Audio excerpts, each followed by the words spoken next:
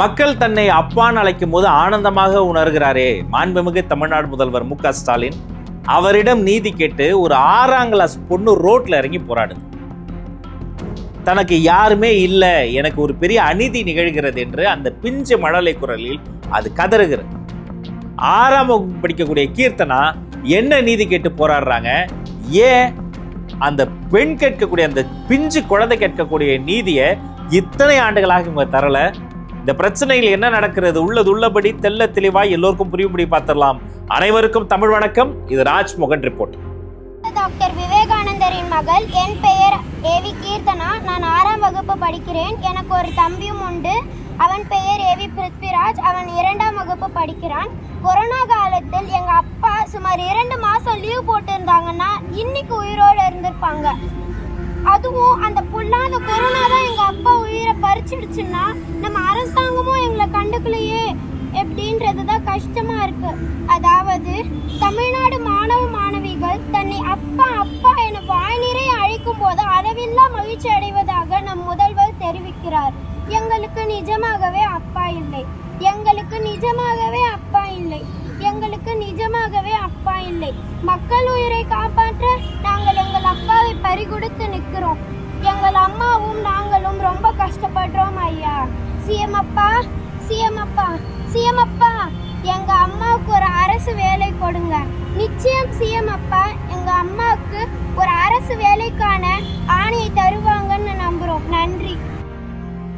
இந்த கொடிய கொரோனா காலகட்டத்தில் தங்கள் உயிரை பணயம் வைத்து நம்முடைய உயிரை பாதுகாத்தது மருத்துவர்கள், செவிலியர்கள், மெடிக்கல்ல பிஜி படிக்கக்கூடிய அந்த மருத்துவ மாணவர்கள் மாணவிகள்.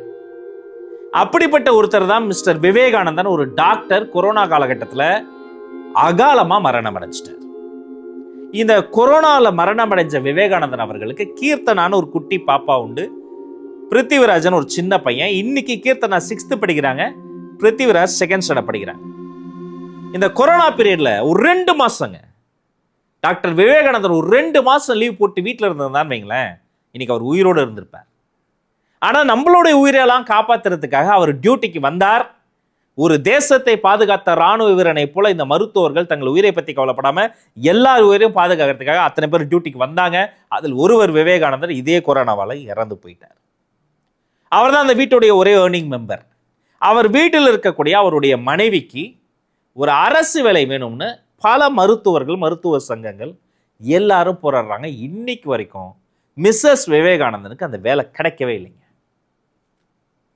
இன்னைக்கு கீர்த்தனா 6th படிக்கிறாங்க, பிருத்திவிராஜ் 2nd ஸ்டாண்டர்ட் படிக்கிறாங்க. 2 குழந்தைகளும் ரோட்ல இறங்கி அந்த வீடியோ பார்க்கும் போதே எனக்கு சங்கடமா இருக்கு, கஷ்டமா இருக்கு.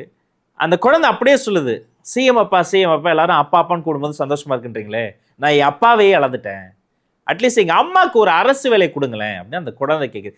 எது தடுக்குது? ஒரு அரசாங்க வேலையை தர முடியாதா? அவர் ஒரு கொரோனா வாரியர் தானே, ஃபர்ஸ்ட் ரெஸ்பாண்டர் தானே, ஒரு எலிஜிபிள் கேண்டிடேட்டா இருக்கக்கூடிய மிஸ்ஸஸ் விவேகானந்தனுக்கு எது தடுக்குது?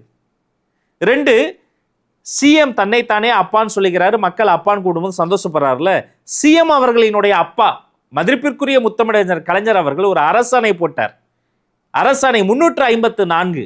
அதை அப்படியே கிடப்புல போட்டு வச்சிருக்கீங்க. கலைஞர் போட்ட அரசாணையை, சொந்த அப்பா போட்ட அரசாணையை நிறைவேற்றாத மாண்புமிகு முதல்வர் அவர்களே, 354 எப்ப நிறைவேற்ற போறீங்க? இன்னொரு பக்கம் இந்த சுகாதாரத்துறை இருக்கு பாருங்க,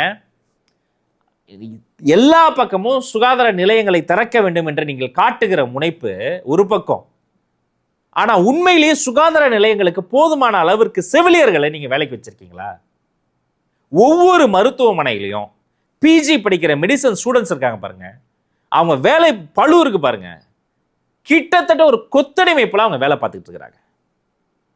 தங்கள் உயிருக்கே ஆபத்து, உயிராபத்து மிகுந்த சூழ்நிலையில ஒவ்வொரு மருத்துவமனையிலும் மருத்துவர்கள் வேலைக்கு வராங்க. சமீபத்தில் கிண்டியில் இருக்கக்கூடிய ஒரு ஜிஹெச்ல கூட ஒரு பேஷண்ட் கூட வந்த அட்டெண்டர் கத்தியால குத்தி அதே ஹாஸ்பிட்டலுடைய ஐசியூல வச்சு அந்த ஒரு சீனியர் டாக்டரை ரெஸ்கியூ பண்ணாங்க. அப்ப உள்ள வர நோயாளிகளுக்கு திருப்தி இல்லை, நோயாளிகளை சந்திக்கக்கூடிய மருத்துவர்களுக்கு பாதுகாப்பு இல்லை. அப்படிப்பட்ட ஒரு அசாதாரண சூழ்நிலையில இந்த பிஜி மெடிசன் ஸ்டூடெண்ட்ஸ் என்ன சார் தவறு பண்ணாங்க? ஏன் அவங்கள கொத்தடிமை மாதிரி வச்சிருக்கிறீங்க? அவங்களுடைய வேலை போல எத்தனை பெருசு? எத்தனை செவிலியர்கள், எத்தனை மருத்துவர்கள் தொடர்ச்சியா போராடுறாங்க. இந்த அரசாணை 354 ஏன் நிறைவேற்ற மாத்துறீங்க? கொரோனால செத்த விவேகானந்தன் டாக்டர் அவருடைய குழந்தைகள் ரோட்ல இறங்கி போராடுறாங்க. ஏன் அந்த அம்மாவுக்கு, அவருடைய மனைவிக்கு ஒரு அரசு வேலை தர மாட்டீங்க? இவர்கள் மட்டும், இந்த பிஜி மெடிசன் ஸ்டூடெண்ட்ஸ் மட்டும் இதே மாதிரி போராட்டத்தில் இறங்கிட்டாங்கன்னா இந்த மருத்துவத்துறையை, சுகாதாரத்துறையை ஸ்தம்பிச்சு போயிடும். இந்த செவிலியர்களும் இந்த மருத்துவர்களும் போராடணும்னு முடிவு பண்ணிட்டாங்கன்னா மக்களினுடைய உயிருக்கு எப்பேற்பட்ட ஒரு ஆபத்து வருங்கிறத கொஞ்சம் யோசிச்சு பாருங்க. அவங்களும் போராடிக்கிட்டு தான் இருக்கிறாங்க. ஒரு பக்கம் டியூட்டியை டிஸ்டர்ப் பண்ணாமல் ஷிஃப்ட் போட்டு சில மருத்துவர்கள் டியூட்டிக்கு போய், இந்த சங்கத்தில் இருக்கக்கூடிய சிலர் போராட்ட காலத்துக்கு போய், இந்த அடிக்கிற வெயிலில் ரோட்டில் இறங்கி பச்சை பிள்ளைகளை வச்சுக்கிட்டு போராடுற நிலைமையில் அவங்கள வச்சிருக்கிறோன்னா அது எப்பேற்பட்ட பாவம். அவங்க பாவம், அவங்களுடைய சாபம் நம்மளை சும்மா விடுமா? தொடர்ச்சியாக பல மருத்துவர்களோடு நெருங்கி பழகுகிறேன் என்ற முறையில், மருத்துவர்களுக்கு எப்போதெல்லாம் பிரச்சனை வருகிறதோ அதையெல்லாம் எடுத்து பேசுகிறவன் என்ற முறையில் நான் சொல்கிறேன், அவர்கள் மிகப்பெரிய நெருக்கடியில் இருக்கிறாங்க. உளவியல் ரீதியாக மிகப்பெரிய நெருக்கடியில் இருக்கிறாங்க. அப்போ உடனடியாக அவர்களை அழைத்து பேசி, கலைஞர் அவர்கள் கொண்டு வந்த அரசாணை 354 உடனடியாக செயல்படுத்தி அவர்கள் கோரிக்கைகளை செவிமடுத்து அவர்கள் நியாயமாக வைக்கக்கூடிய கோரிக்கைகளை நிறைவேற்றி தந்து, அவர்கள் யாரெல்லாம் போராடுறாங்களோ, சங்கத்து சார்பாக போராடுறாங்களோ அவங்க மீதெல்லாம் அவதூறு பரப்பி, முன்னுக்கு பின் உண்மை இல்லாத தகவல்களை பரப்பி, நம்ம பிஆர் டேமேஜ், அதாவது இந்த டேமேஜ் கண்ட்ரோல் பண்ணுறதுல காட்டக்கூடிய அக்கறை சில அதிகாரிகள் தயவு செய்து உண்மை தன்மையை உணர்ந்து பாதிக்கப்பட்ட அந்த விக்டிம்ஸ்க்கு நீதி கிடைக்க நீங்கள் குரல் கொடுக்கணும். நீங்கள் தான் அந்த நீதியை வாங்கி தரணும்.